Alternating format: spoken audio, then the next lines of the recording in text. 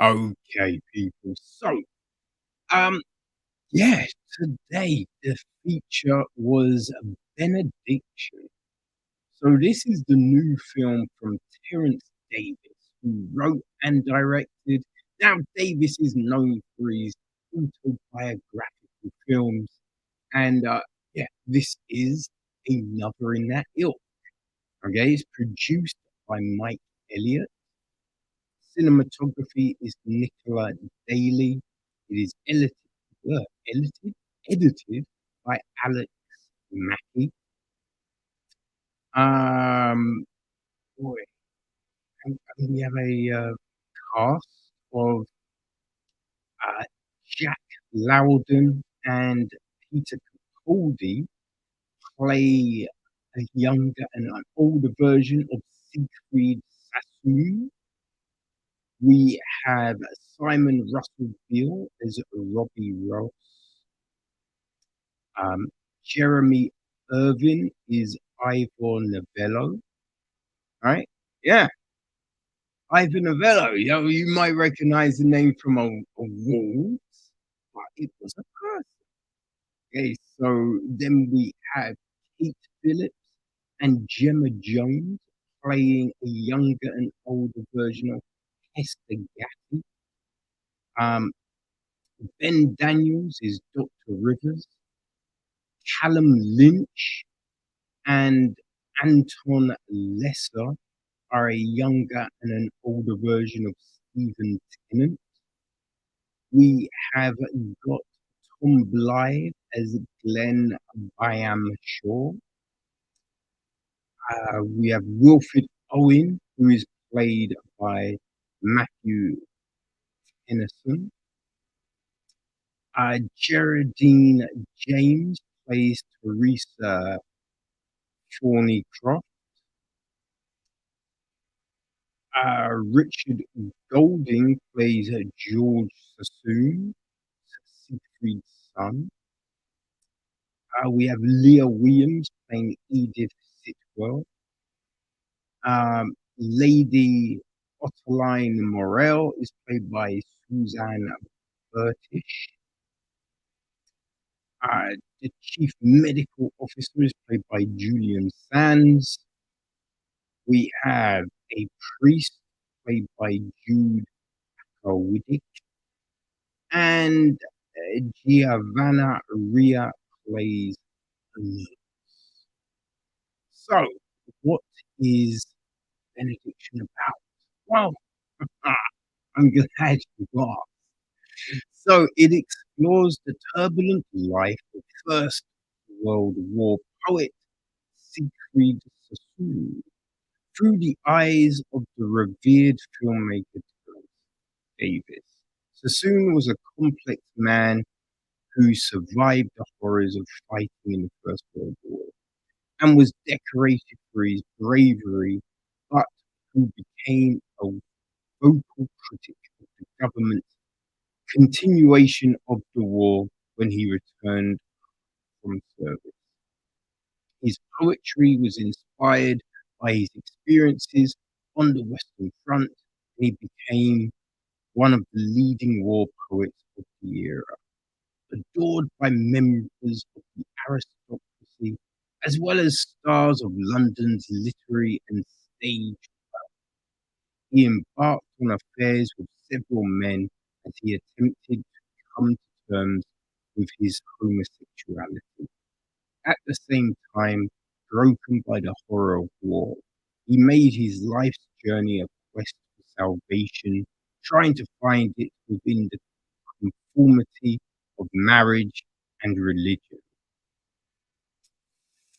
Yes, his story is one of a troubled man in a fractured world, searching for peace and self acceptance, something which sparks as meaningfully to the modern world as it did. So, yeah, I have to say, right, I knew nothing about Siegfried Sassoon coming into this film. Yeah, just didn't ring any bells. Now, I'd heard of, Ivan Novella for sure. So I think at that point, you're like, oh, I think this is a real thing, right? I just thought it was a story, but no, then I okay, right, it's real events. Um, we start off, right, with, yeah, Siegfried and his brother going off to war, and it's very upbeat, very, "Aha, we're going to play," right? Which I think is, if you remember, the First World War is known as the Great War. So we hadn't done anything on this scale for a lot. Like, I think the last war before that was the Boer War, right? There hadn't been a huge war for a while, and yeah, I think people just figured, just like the pandemic, that it wasn't gonna last very long. It would get done with, and then it's just, back to life, right? So this is kind of shown to us with film and also clips, right? We have this old footage of the war. So we get these black and white videos, some still shots, and then with Siegfried's poetry over the top. Right? So we have all of this, which is fascinating because then we go into him being critical. And I will say, right now, there's always been people critical of the war, but the things he was saying about it, the government extending the war, not laying out what they were fighting for, all of that, I don't recall ever hearing that before. So that was fascinating. That I think there were people that left, you know, deserted, but that's kind of a shell shock, PTSD, which definitely wasn't a thing. People were shocked. So you knew there was this thing, but it's a thing that kind of comes with all war. But yeah, I didn't realize. I just never heard people pull back from it in this manner. So we see all of this, and then it goes to a hospital in Scotland, and we're kind of now exploring who Siegfried is. And there is a fascination in is I think what you assume Siegfried is at this point of the film, and you learn that yeah, there's more, right? And I think look, the film is shot well. It's shot well, and it gives us this, you know, gaze into the makeup of this person. There is a aloofness though to it all, right? It did feel like you were standing from afar, looking in with binoculars. Like you couldn't get too close. It was it felt very standoff. Like there was no real emphasizing with the characters because they were very aloof. There's this coldness in everything, which was peculiar. Right? Yeah, it felt a little peculiar because I mean, initially you want to emphasize, you want to sympathize, you want to be exploring this situation, but I think we come across these contradictions, right? Because yeah, there's this sort of celibacy and secrecy, secrecy, secretism, secretism, what? Oh, secret. But yes, there is this sense that he is, I don't know, like he doesn't want to explore his sexuality. But then all of a sudden he is, right? And I didn't really feel that we got an explanation for that. No, I mean, it's not like he has to be like, "Oh, I like guys." Like, that's what I do. Like, don't eat me. No, I don't mean that. I just mean, what is the thing that made him go, "You know what? I'm embracing it," to the extent in which he can embrace it. You feel me? Now, also, because, yeah, like people are getting put in prison for homosexuality in those days, but nothing really seemed very secretive.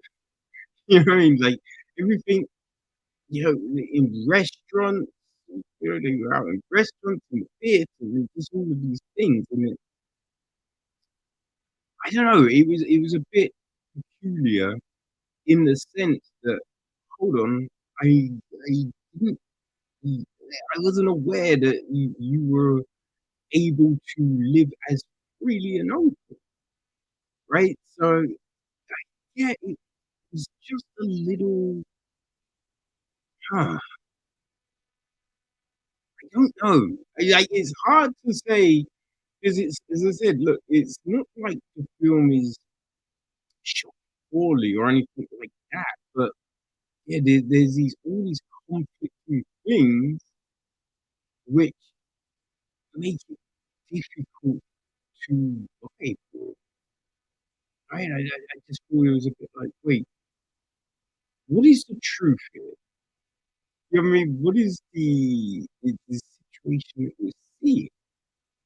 Is then, yeah, everything seems a lie, right? Monogamy. Mm, hmm. I mean, the claim of no infidelity and the claim of, holding yourself to this higher standard, right? They all seem to be like, hold on, like, that's not true. Like, what's happening here? There just seems to be all of these lies. And especially at the end, when we're jumping between the timelines, some of the claims, you're just like, "But didn't you, like, what is happening?" So yeah, it felt a little muddled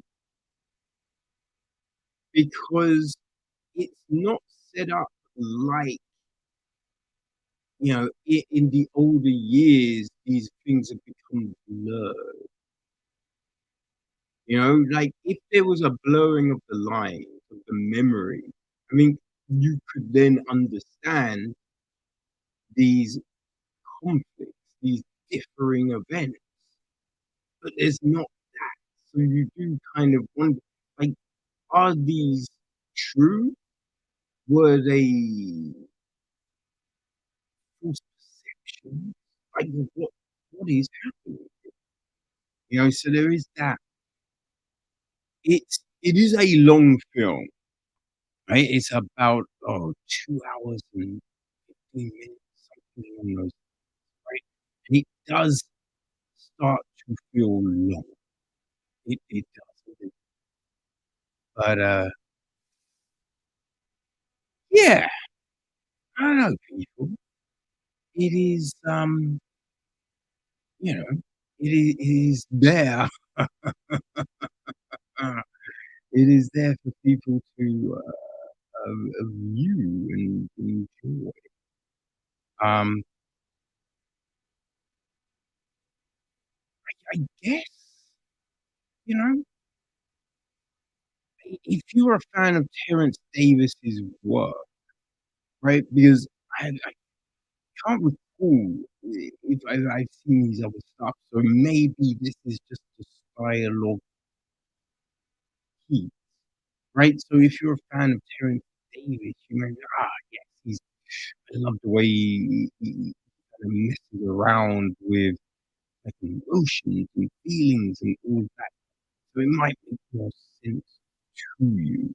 I don't Yes, I'm not quite sure. But, mm, yes, um,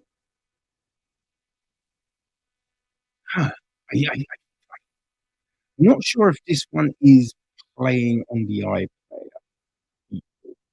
and I don't believe it's getting any more screening. How However, I do believe that it is going to be coming out. Yeah, I believe it's getting released on the 13th of May. Well, it's definitely in the States, it's being released on the 13th of May. Um, Not sure about the UK. Possibly a similar time, right? Possibly. But yeah, Benediction.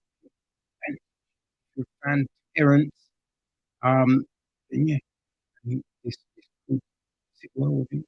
If you're curious about the life of Siegfried Sassoon, yeah, I think you might wanna check it out as well. So yeah, Benediction.